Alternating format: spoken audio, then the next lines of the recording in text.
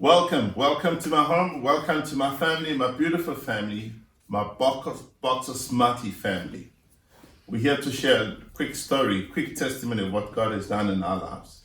So here we go. We just want to share about how God has really protected our kids. God loves our children and prayer for them is powerful. Michaela, when she was 4, we were visiting some friends. I was sitting on the side of the pool with my friends chatting, and I'd called Kayla out the water. She had her armbands on because she wasn't listening to me, so I asked her to sit on the blanket. But I was very deep in conversation, and while she was sitting there, she pulled her armbands off, and she ran to the side of the pool to see what the other kids were doing. And another little child ran behind her and pushed her into the pool, into the deep end. But because I was sitting on the grass, I couldn't see that she was in the bottom of the pool. And so I just carried on talking. But Shekinah and David, as little as they were, panicked, and Shekinah got my attention, and David dove into the pool, and he was pulling Michaela to the side of the pool, even though they were so far under the water. And I managed to jump in and pull her out. But the amazing thing is, a week before, I'd had a dream that Kayla had drowned, and so I'd been praying, and so God really intervened that day, and his angels were really there to look after Michaela.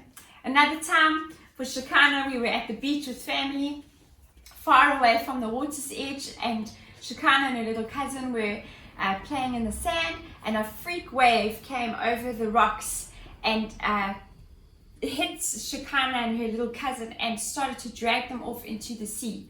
And we all ran from where we were, but we just weren't quick enough to get to her. Fortunately, my cousin had anticipated what was happening, and he managed to get to Shekinah just in time, and he grabbed her and held her and wedged himself in underneath a rock as the water rushed over both of them. And in doing that, he saved her life.